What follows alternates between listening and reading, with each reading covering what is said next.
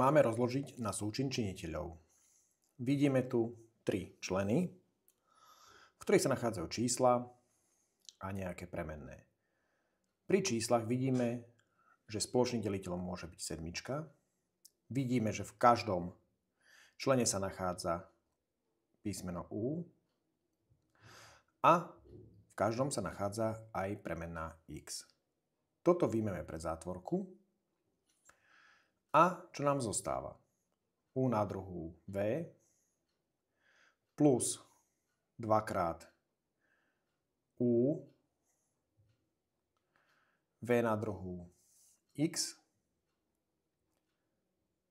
minus 3x X na tretiu. Úloha vyriešená.